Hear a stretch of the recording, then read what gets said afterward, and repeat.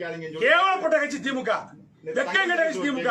எங்களை சொல்லாங்க, நாங்க பிஜேபி கிட்ட யார்ட்டும் அடமானம் கிடையாது. தன்மானம் உள்ள கட்சி அதிமுக, தண்ணீராத கட்சி அதிமுக, உழைக்கின்ற வர்க்கத்திற்கு உறுதுணையா இருக்கின்ற கட்சி அதிமுக.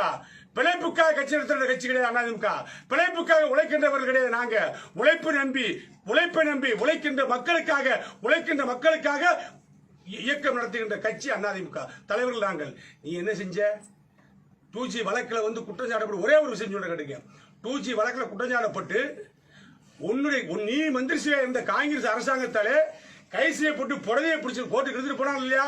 ஆராசாவை கொண்டு போனாலும் இல்லையா? செயலுக்கு போன பிறகு அதுக்கப்புறம் தயானந்த கருணாநிதியுடைய மனைவி யாரு? தர்மாமா இல்ல தயாளம்மா மேல வழக்கு போட்டு நேரா வந்து வீட்டுல வச்சு கருணாநிதியை கீழே இறங்கி போக சொல்லிட்டு மாநில சிபிஐ ரைடு பண்ணி விசாரணை பண்ணாங்களா இல்லையா? என்னடா ஏமாத்துற நீ? ஸ்டாலினுக்கு என்ன யோக்கியதை இருக்கு? விசாரணை பண்ணி அதுக்கப்புறம் நீ தப்பிச்சு உங்க அம்மாவை காரணம் காட்டி தப்பிச்சுக்கிட்டு இருக்க. உங்க அம்மாவுக்கு நினைவில் சொல்லி தப்பிச்சுக்கிட்டு இருக்க. நீ யோக்கியனா? உனக்கு சொத்து பட்டியல் போல வச்சுக்கிட்டு இருக்கோம். சாதி பாச்சா கொலை வழக்கு இந்த ஆராசாக்கு என்ன அறிவு இருக்கு? என்ன யோக்கியதை இருக்கு? நீ உண்மையான யோக்கியனா? இஸ்லாமிய மக்களுடைய ஓட்டை கேட்கறியே, இஸ்லாமிய பாதுகாப்புன்னு சொல்லி ஏமாத்திக்கிட்டு 50-60 வருஷ காலமாக இந்த நாட்டை ஏமாத்துறீங்களே, இஸ்லாமிய ஓட்டுகள் வாங்குற திமுக. சாதி பாச்சாவுடைய மரணத்துக்கு நியாயம் கொடுத்தியா? அவன் மனைவி நிக்கி, சாதி பாச்சா மனைவி தெருவு நிக்குது, சாப்பாடு கஷ்டப்பட்டு தெருவு நிக்குது, சொத்தை கணக்கு முடிச்சு கொடுக்க மாட்டான், பங்க பிடிச்சு கொடுக்க மாட்டாங்க. அந்த அந்த என்னது கிரீன் ஹவுஸ் ப்ரொமோட்டர்ஸ், அது வந்து ரியல் எஸ்டேட் கம்பெனி, அதுல போட்ட பணம் வந்து ராஜா பணங்க. இவனு உண்மையிலே வந்து சாதியை பற்றி சொந்த படத்தை போட்டுதான், அந்த படத்தை கூட கொடுக்க மாட்டாங்க. கேட்டா மிரட்டுறாங்க, ஆளை வச்சு மிரட்டுறாங்க. செத்தது எப்படி செத்தார் அவரு? டார்ச்சர். 2011 பொதுத்தேர்தலுக்கு முன்னாடி டார்ச்சர் பண்ணி தான் சாதி பாச்சா இறந்தது. தற்கொலை பண்ணிக்கிட்டாரு. அண்ணா ரமேஷையும் தற்கொலை பண்ணிக்கிட்டாங்க. இவங்க அடுத்த குடும்பத்தை கெடுத்து பிழைக்கிறவங்க. இவங்க அடுத்த குடும்பத்தை கெடுத்து பிழைக்கின்ற கட்சி திமுக. அண்ணா கட்சிக்காரர் யாரும் அப்படி செய்ய மாட்டான். அண்ணா தலைவர்கள் யாரும் செய்ய மாட்டாங்க. எடப்பாடியை பத்தி பேசுற யோக்கியதை உனக்கு என்ன இருக்கு? எடப்பாடி வந்து சாமானிய மக்களுடைய தலைவன்.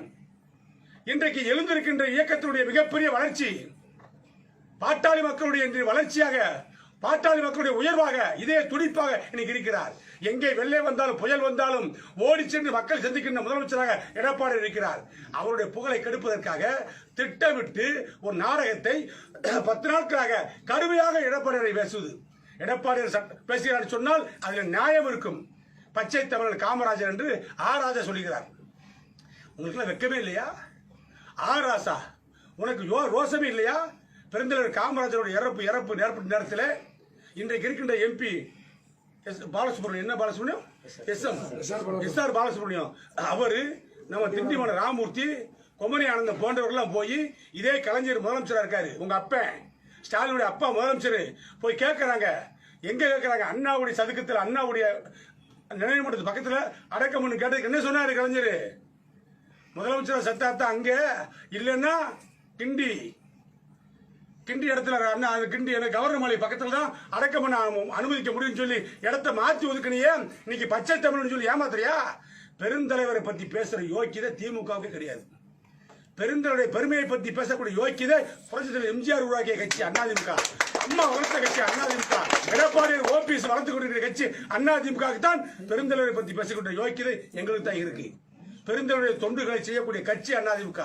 பள்ளிக்கூடங்கள் கட்டுகிறோம், சாலைகள் அமைக்கிறோம், நீர்த்தேக்கங்கள் அமைக்கிறோம், குடி பராமரிப்பு பணிகளை செய்கிறோம். இத்தனை பணிகளையும் பெருந்தலைவர் காமராஜர் கனவு கொண்டார். அதை நனவாக்குகின்ற முதலமைச்சராக, எளிமையான முதலமைச்சராக, ஒரு பச்சை தமிழன் முதலமைச்சராக எடப்பாடியார் வழங்குகிறார். எடப்பாடியை பத்தி கேள்வி கேட்டு பதில் சொல்லக்கூடிய யோக்கியதை ராசா கிடையாது, ஸ்டாலின் கிடையாது.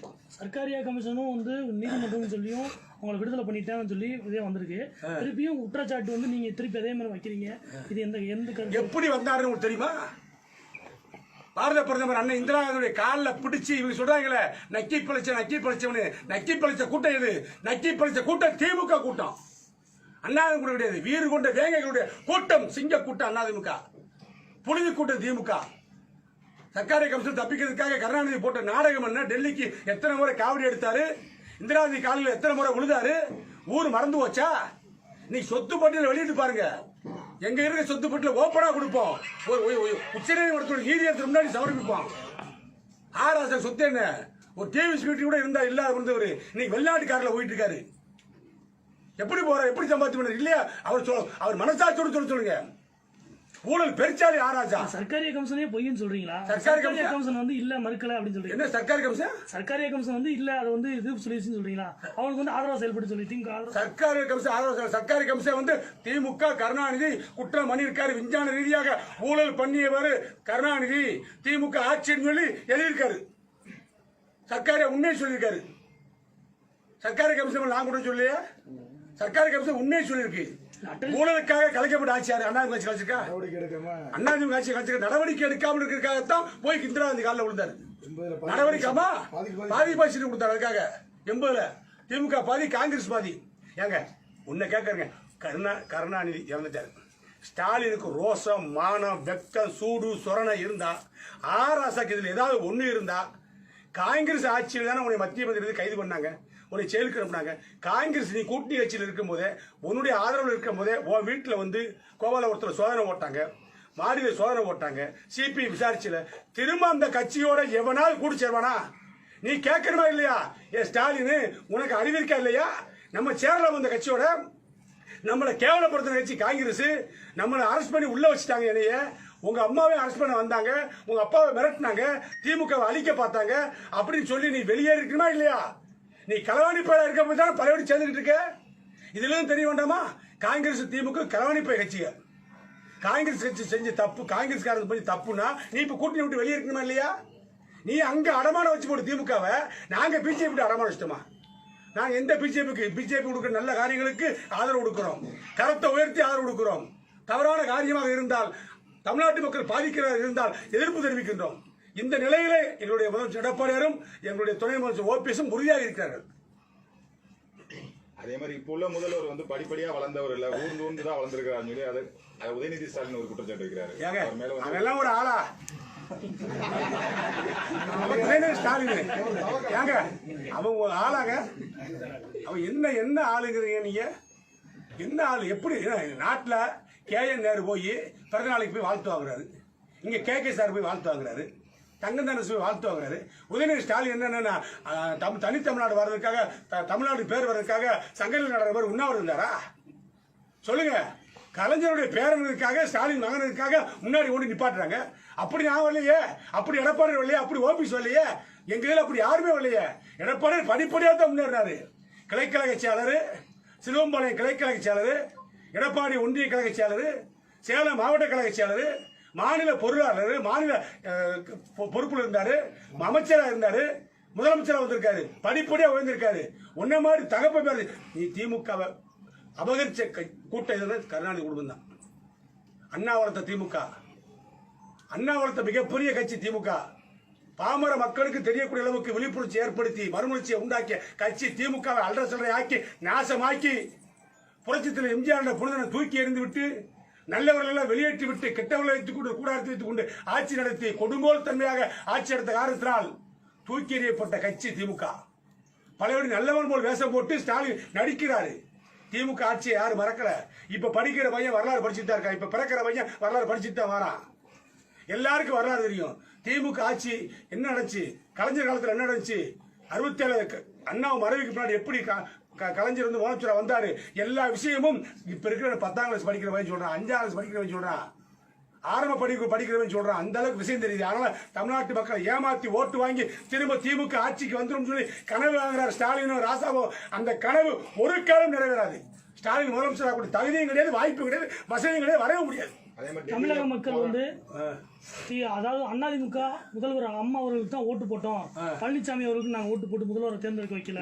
ஆனா வந்து இப்போ தற்போது வந்து முதலமைச்சர் பழனிசாமி வந்து இந்த அரியணையில் ஏறிக்கிட்டு இந்த மாதிரி நடக்கிறாரு அப்படின்னு அம்மா முழுக்க வந்து அம்மான்ற ஒருவங்க தான் ஓட்டு போட்டோம். நாங்கள் வந்து முதல்வர் வந்து இப்போ தற்போது வந்து இடைக்கால வந்த முதல்வர் தான் அப்படின்ற ஒரு கருத்து வந்து இல்லை திமுக வந்து எல்லா கட்சியிலையும்.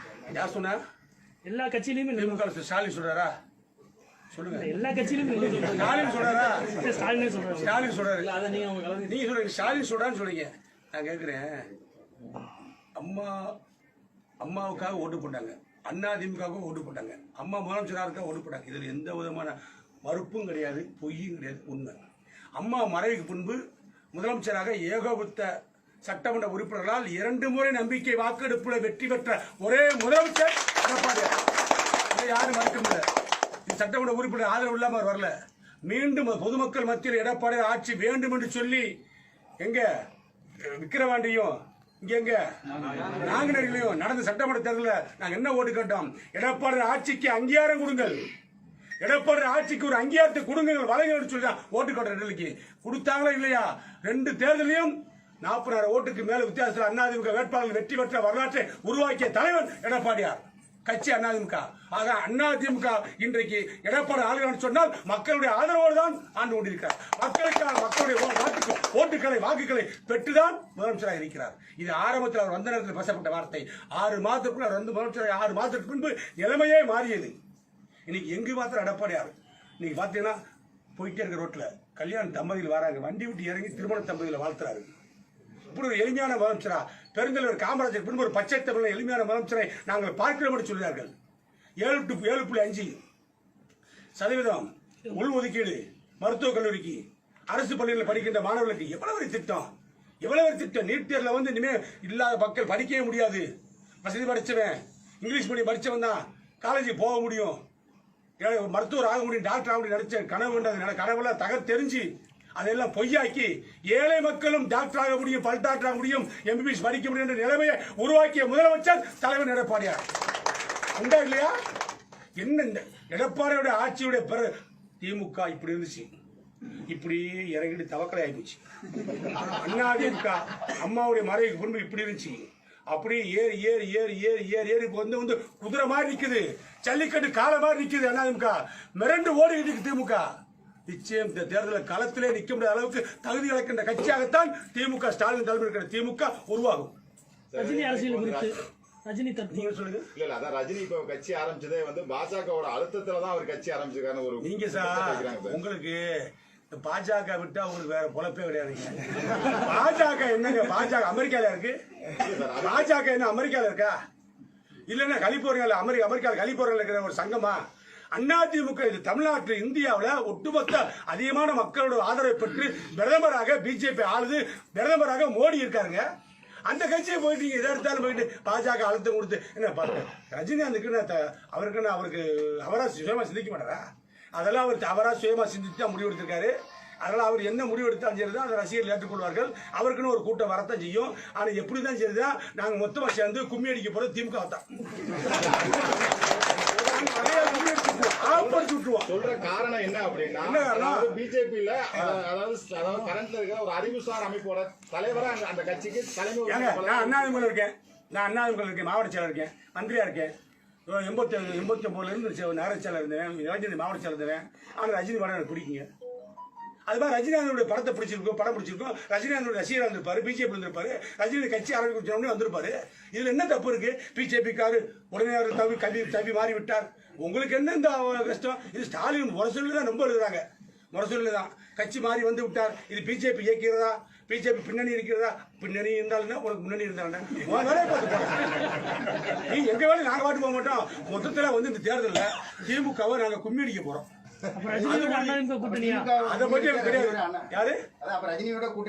அது வந்து முடிவெடுக்கக்கூடிய முதலமைச்சர் எடப்பாடியாரும் துணை முதலமைச்சர் ஓபிஎஸும் அவங்க முடிவெடுப்பாங்க. ஆனா மொத்தல எங்க நாடாவுக்கும் சுத்தி அடிக்க போறது யாருன்னா கூட விட்டு திமுக துணை முதல்வரே சொல்லியிருக்காரு, கூட்டம் காலம் கணிந்த போது நாங்க ஒண்ணு சேருவோம் அப்படின்னு சொல்லியிருக்காரு. அப்பனா ரஜினியோட கூட்டணி வந்து கிட்டத்தட்ட உறுதியாயிருச்சுங்களா? இல்லங்க, அவர் ரஜினி கட்சி ஆரம்பிக்கலங்க, அது கட்சி ஆரம்பிக்கும்னு சொல்லியிருக்காங்க. ஜனவரி மாதம் கட்சி தொடங்க ஆரம்பிக்கட்டுங்க. ஆரம்பிச்சு அவர் மாவட்ட செயலர் அமைப்பாளர்கள் போடட்டுங்க. அவர் போட்டதுக்கு அப்புறம் அதுக்கப்புறம் வந்து ஒரு சூழ்நிலை சந்தர்ப்பம் ஜனவரி பிப்ரவரியில மாறலாம், பேச்சுவார்த்தை நடத்தலாம், அமைக்கலாம். ஏன்னா அதுக்கு சம்மந்தமே கிடையாது. இன்னைக்கு தேதிக்கு எங்களுக்கு என்ன? இன்னைக்கு தேதி நல்லவங்க எல்லாம் வெளியேறி வர்றாங்க. எதுக்கு தெரியுமா? திமுக ஒழிக்கிறது. இவன் பெரிய நாடகம் போட்டு வரான். ஸ்டாலின் மிகப்பெரிய நாடகம் போட்டு வரான். ஏங்க மைத்த நட்டதுக்கு மட்டுக்கும் பல கோடி வச்சிருக்காங்க. மயில் ஒரு பழப்பாங்க, பல கோடி ரூபாங்க மைத்த நட்ட. ஃபேனை போட்டு நிக்க சொல்லி உட்கார சொல்லி மயில் ஓடி போயிடும். என்ன உனக்கு தேவை? இந்த வயசுல 70 வயசுல மயில் 70 வயசுல வந்து மைத்த நட்டு கிடைக்க என்ன? நீ உன யாரும் சைட் அடிக்க போறாங்களா? என்ன நீங்க என்னையா இருக்கு? எங்க முதலமைச்சரை பத்தி பேசுறாங்க, எடப்பாடி எங்க அம்மா பத்தி பேசுறாங்க. இவருக்கு என்ன மான மரியாதை இருக்கு? இப்படித்தான் கேட்போம். திமுக இதோட கேவலமா பேசுவோம். அயோக்கியமான கட்சி திமுக. அந்த கட்சியை பேசுறது தப்பே கிடையாது. தமிழ்நாட்டு மக்கள் வெறுக்கப்பட்ட கட்சி, ஒதுக்கப்பட்ட கட்சி, ஊழல் கட்சி திமுக. அந்த கட்சியை ஒழிக்கிறது அங்க முதல் வேலை. அண்ணா பல்கலைக்கழக துணைவேந்தர் சூரப்பா மீது கட்டுக்கதை விட்டுக்கிறாங்க. அவர் மீது நடவடிக்கை எடுத்தா நான் சும்மா இருக்க மாட்டேன்னு சொல்லி கமலஹாசன் ஒரு கருத்து. கரைவேஷ்டி கட்டியவங்க தான் அவர் மேல அவரு அதாவது ஒரு சும்மா ஒரு ஆணையம் சூரப்பா அவர் யாரப்பா? அவரை ஏன்பா இப்ப எழுக்கிறீங்க? இப்ப அவருக்கு என்ன பிரச்சனை? அவரு கட்சி ஆரம்பிச்சிருக்காரா? ஒண்ணும் கிடையாது. தப்பு பண்ணிருக்காரு, விசாரணை வச்சிருக்காங்க, விசாரணை நடக்குது, அது முடிவு பண்ணிக்கிறாங்க. சூரப்பா பிரச்சனையா கவர்மெண்ட் பாத்துக்கிறோம், கவர்னர் பாத்துக்கிறாரு, சட்டம் பாத்துக்கிறோம். அது நம்ம பேச வேண்டியது கிடையாது. யார் யார நல்ல நல்ல நல்ல கேள்விகள் அருமையான கேள்வி, நறுக்க கேள்வி 2 கேள்வி. ஆமா நறுக்க. சசிகலா விடுதலை போறது இதே தான் நீடிக்குமா? அதிமுக இது மாற்றம் இருக்கும் இல்ல? அதுக்கு நான் ஒண்ணு சொல்றேன். அதாவது கார்த்திக் சிதம்பரம் ஒரு பேட்டியில சொல்லியிருக்கிறாரு, சசிகலா விடுதலை ஆனதுக்கு அப்புறம் அதிமுகவுக்கு தினகரன் தலைவரா வந்தா கூட ஆச்சரியப்படுறதுன்னு சொல்றாரு. தேசிய காங்கிரஸ் கட்சிக்கு தலைவரா வந்தா கூட ஆட்சி கிடையாது. ஏங்க பேசுறீங்க? இப்ப கட்சியில இப்ப இருக்க நடைமுறை என்ன? இந்த நடைமுறையில் எது பிரச்சனை இருக்கா? கிடையாது. பிற எதுக்கு நீங்க புதுசு புது கதையெல்லாம் கொண்டு வராங்க? அதிமுக ஆட்சி மேல மக்களுக்கு எந்த அதிருப்தி கேளுங்க. அதிமுக ஆட்சியில் ஏதாவது குறை இருக்கா கேளுங்க. முதலமைச்சர் முந்தானத்து மதுரை வராரு, நைட் 12 மணிக்கு, எங்க 6 மணிக்கு சேலத்தை விட்டு கிளம்புறாங்க. நான் சொல்றேங்க, நேரம் கண்டதை சொல்றேங்க. 6 மணிக்கு சேலத்தை விட்டு கிளம்புறாங்க. போய் சுத்தி நாமக்கல், கரூர், அங்க இங்க சுத்தி, ஈரோடு சுத்தி முடிச்சு 12:30 மணிக்கு டிவிஎஸ் கெஸ்ட் ஹவுஸ் வர்றாங்க. 1 மணி நேரம் எங்களோட சேர்ந்து பேசுறாங்க, பக்கத்து மாவட்ட அமைச்சரோட. அதுக்கப்புறம் போலீஸ் அதிகாரோட பேசுறாங்க, அதுக்கப்புறம் ஆயுதரோட பேசுறாங்க. 2:30 மணிக்கு படுக்கிறாருங்க, 6 மணிக்கு எந்திரிக்கிறாருங்க. 6 மணிக்கு கட்சிக்காரனை பாக்குறாரு, பொதுமக்களை பாக்குறாரு, அரசு ஊழியர்களை பார்த்து பேசுறாரு, கலெக்டரை பார்த்து பேசுறாரு. 9 மணிக்கு பல்லடி மதுரையில குடிநீர் திட்டத்தை தொடங்கிக்கிறாங்க.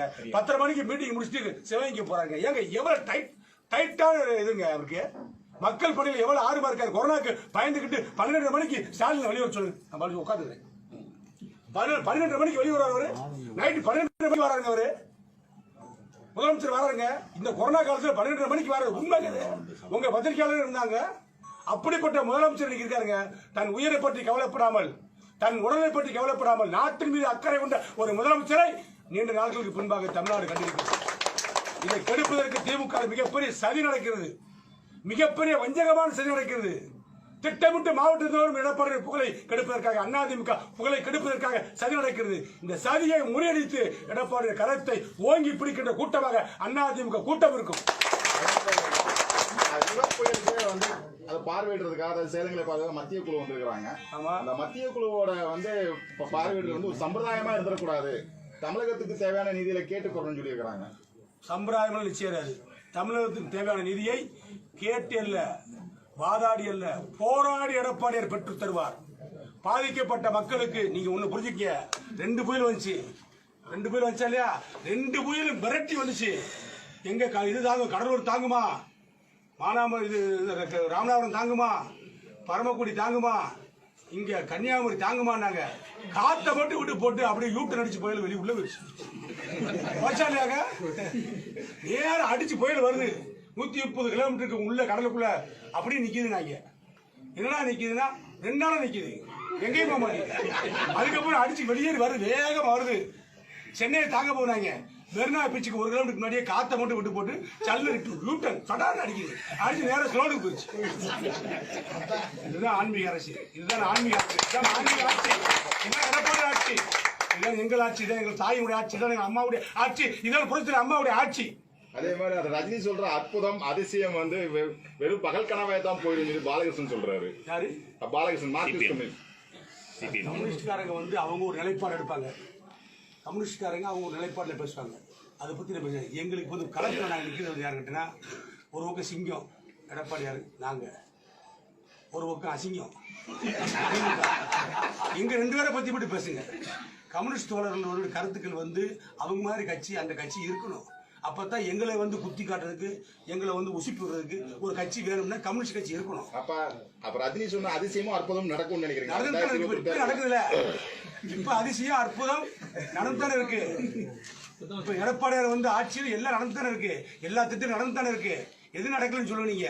413 பிள்ளைங்க மாணவர்கள் அரசு பள்ளியில் படித்த மாணவர்கள் நீட் தேர்வுனால தமிழ்நாட்டு மாணவர்களுக்கு கனவு போச்சு, பாலா போச்சு, டாக்டர் ஆக முடியாதுன்னு ஸ்டாலின் கத்துனாரு. இன்னைக்கு 413 பிள்ளைங்க மாணவர்களாக மெடிக்கல் காலேஜ் சேர்ந்தாங்களே. இது அதிசயம் இல்லையா? இது அற்புதம் இல்லையா? போன வட்டம் 3 பேர் நீட் தேர்வில் வெற்றி பெற்ற 3 பேர். இன்னைக்கு இந்த இடஒதுக்கீட்டில் 7 இடஒதுக்கீட்டில் டாக்டருக்கு வந்து இன்னைக்கு வந்து 413 பேர் டாக்டர் ஆகிட்டாங்களா இல்லையா? நம்ம வீட்டு பிள்ளைங்க தமிழ்ச்சிக்க தமிழ ஆயிட்டாங்க இல்லையா? நீங்க சொன்னாங்க நீட் வந்துருச்சு திமுக விட்டுருப்போமா? நீ தான் இருந்தலப்பா 10 வருஷம் 15 வருஷம் டெல்லி கவர்மெண்ட்ல இருந்தியே. என்ன வாங்கி கொடுத்த? காவேரியில துரோகம், முல்லை பெரியாறுல துரோகம், பாலாறுல துரோகம், காவேரி இது கச்சத்தீவுல துரோகம். எங்களை பூரா அரமான வச்சு போட்டு உன் குடும்பம் தான் நீ வாழ்ந்து. இன்னைக்காவது நல்ல நிலைமையில் இன்னைக்கு வந்து எடப்பாடி ஆட்சியில் இன்னைக்கு வந்து எல்லாம் கிடைச்சிக்கிட்டு இருக்கு மக்களுக்கு. இதையும் கெடுப்பதற்கு திமுக தலைவர் ஸ்டாலின் திட்டம் போட்டு தான் இந்த ஆராசா மாதிரி போன பையன் விட்டு பேச வராது. உங்களோட இங்கிலீஷ் பேசுறான். என்னடா பேசுறான்னு புரிய மாட்டேங்குது. என்ன பேசுறாங்க? காப்பி உண்டா டீ உண்டா கேட்கறாங்க. எதுக்கு இங்கிலீஷ் பேசுறீங்க? உன் பேச்ச பாமர மக்கள் தெரிஞ்சுக்கிறதுல நீ படிச்சிருக்காப்ல வக்கீலுக்கு, அதுக்காக இங்கிலீஷ் பேசுறது கூட பின்னாடி வட இந்திய மூலையும் வேலை செய்தோம். வட இந்திய மூளை தான். அப்பா நாசா உன்னை பத்தி எனக்கு தெரியும். நீ என்ன நடந்து வண்டவாளத்தை போற தண்டவாளத்தை ஏற்றி அனுப்பி விட்டுருவோம். என்ன ராசாராணி கதையெல்லாம் எடுத்து விட்டுருவோம். இன்னையே வந்து எங்களுக்கு நினைச்சா எங்களை பத்தி பேசுறேன்னா அரசியல்தே பேசி எடப்பாடி உரிமையில நீ ஓனி பேசுறேன்னா உன்னைய மட்டும் இல்ல, உன் தலைவனை மட்டும் இல்ல, திமுக இருக்கிற மூத்த தலைவர்கள் எவவே எங்களை பத்தி எடப்பாடியை பத்தி பேசுறாங்களோ அத்தனை பேரையும் தண்டவாளத்தில் ஏற்றி அனுப்பி விட்டுருவேன் டெல்லிக்கு. பாத்துக்கணும், பேச்ச சுரிக்கணும், எங்களுக்கு மரியாதையை பேசணும். முதலமைச்சர் சொல்லி வேண்டுகோளா வைக்கணும், கோரிக்கை வைக்கணும், நீ ஆர்ப்பாட்டம் கூட பண்ணிக்கோ. சில்லறத்தனமா பேசுனா எங்க அம்மாவை பொறுத்த அம்மா வந்து என்ன நீ எங்க அம்மாவை நினைவடத்தை பத்தி கேவலமா பேசுற? ஆராசா புரட்சியில் அம்மா என்ற தெய்வம் இருந்ததுனாலதான் இன்னைக்கு ஆலயங்கள் தோறும் இன்னைக்கு அன்னதானம் நடந்துட்டு இருக்கு. புரட்சியில் எம்ஜிஆர் சத்துணவு கொடுத்தாரு, அம்மா அன்னதானம் கொடுத்தாங்க, சைக்கிள் கொடுத்தாங்க, லேப்டாப் கொடுத்தாங்க, மிக்சி கொடுத்தாங்க, ஃபேன் கொடுத்தாங்க. எல்லாமே ஏழை மக்களுக்கான திட்டங்களை தீட்டிய தலைவி புரட்சித்தில் அம்மா எங்க? உன் வீட்டுக்கு ஏசி மாட்டின உன் தலைவர் ஸ்டாலின் எங்க? ஏழை மக்களுக்கு என்ன செஞ்சிருக்க ஸ்டாலின் சொல்லுங்க. நீங்க என்ன திட்டம் கொடுத்தாரு சொல்லுங்க. ஒன்னே சொல்லுங்க. நீங்க எம்ஜிஆர் சத்துணவு கொண்டுதாரு, எல்லா பிள்ளைகளும் புறந்தனர் காமராஜர் கொண்டு மதிய உணவு திட்டத்தை விரிவுபடுத்தி சத்துணவு திட்டமாக கொண்டு எல்லாருக்கும் சோறு போட்டாரு, எல்லாரையும் படிக்க வச்சாரு, பள்ளிக்கூடம் கட்டினாரு. புறத்தில் அம்மா அவர்கள் பள்ளிக்கூடங்களை பூரா உயர்நிலைப் பள்ளியை மேல்நிலைப் பள்ளியெல்லாம் காலேஜ் கல்லூரி இப்படி புதுசா ஆக்கி புதிய கல்லூரிகளை கொடுத்தாங்க. எடப்பாடி ஆட்சியில் எத்தனை மெடிக்கல் காலேஜ்? அதிசயம் இல்லையா? அற்புதம் இல்லையா? 11 மெடிக்கல் காலேஜுக்கு ஒரே வருஷத்துலங்க. நம்ம விருந்தினர் இந்த நிக்குதுங்க, ஓங்கி உயர்ந்து கட்டிட்டு இருக்கு. வேலை முடிய போகுது, ஜனவரியில் முடிய போகுதுங்க. வேலை திறந்து வைக்க போறாங்க. எடப்பாடி வரப்போறாங்க. எடப்பாடியார் வந்தாருன்னா சும்மா வரமாட்டாரு. விருந்தினருக்கு வந்தாருன்னா கை நிறைய ரூபாய் கொண்டு வந்த மாதிரி திட்டங்களோட வராது. வெறுங்கையோட வரமாட்டாரு, வெறுங்கையோட போகவே மாட்டார், கொடுத்துட்டு தான் போறாரு. சிவகங்கைக்கு வந்த திட்டத்தை கொடுத்துட்டு தான் போறாரு. அவருடைய முதலமைச்சர் எடப்பாடி திட்டங்கள் கனவு எல்லாம் வந்து தமிழ்நாட்டை மேம்படுத்த வேண்டும், தமிழன் தலையில் நடக்க வேண்டும் என்று உழைத்துக் கொடுக்கிற தலைவனை கீழ்த்தரமாக பேசினால் ஸ்டாலினோ ஆராசா பேசினால் கடுமையான கண்டனத்தை தெரிவித்துக் கொள்கிறேன். ஸ்டாலின் பாவ மன்னிப்பு கேட்கணும் முதல்வர் அப்படிங்கிறார். இந்த வேளாண் சட்டங்களுக்கு வந்து எதிர்ப்பு விவசாயம் யாரு பாவ மன்னிப்பு முதல்வர் கேட்கணுமா? யாரு? ஸ்டாலின் வந்து அது குடும்பம் இருக்கிற தமிழ்நாட்டு மக்களுக்கு துரோகத்துக்கு ஸ்டாலின் தமிழனாங்க. ஸ்டாலின் கைபர் கணவாய் வெளியே தப்பி வந்தவர். அவர் வந்து தமிழனே கிடையாது.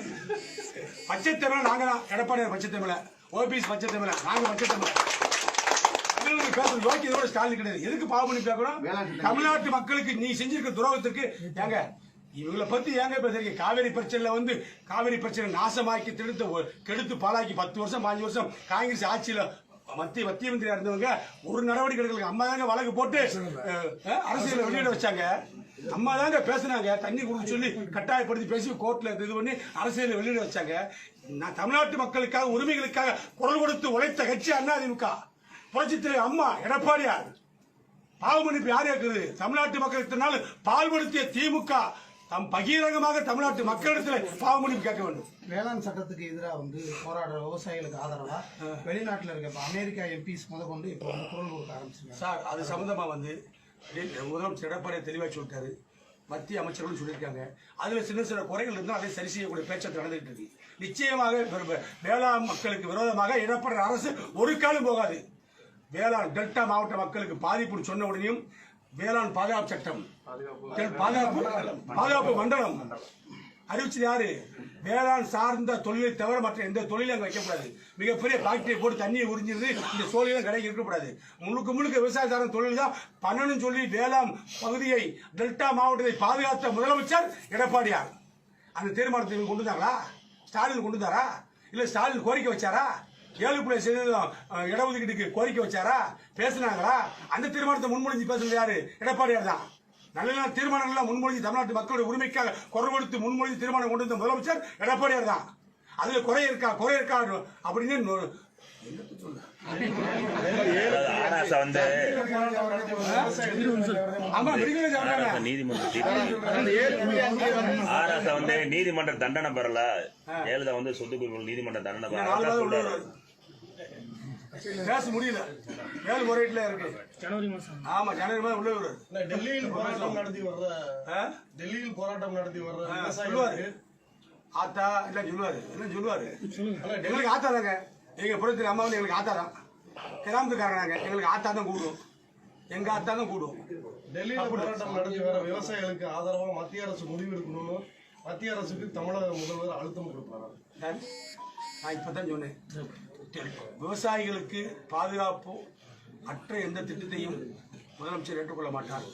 அதில் குறைகள் இருந்தால் குறைகளை சரி செய்ய சொல்லி அழுத்தம் கொடுப்பார். குறைகள் என்று சொன்னால் விவசாயிகளுக்கு விளக்கம் கொடுப்பார். மத்திய அரசுக்கு அழுத்தம் கொடுப்பாங்க. மத்திய அரசுக்கு பல்வேறு கட்டங்களில் வந்து தமிழ்நாட்டின் உரிமைக்காக, தமிழ்நாட்டின் பிரச்சனைக்காக அழுத்தம் கொடுத்திருக்கார் எடப்பாடியார். உரிமைகளை கேட்டு பெற்றிருக்கிறார், போராடி பெற்றிருக்கிறார், வாதாடி பெற்றிருக்கிறார். ஆகவே மத்திய அரசு மாநில அரசு என்ற உறவு முறை எங்களுக்குள் இருக்கிறது. தேர்தல் கூட்டணி என்பது வேறு, அரசு நிலைப்பாடு என்பது வேறு. அதில் எடப்பாடியார் தெளிவாக இருக்கிறார். சரிதானா? நன்றி சார்.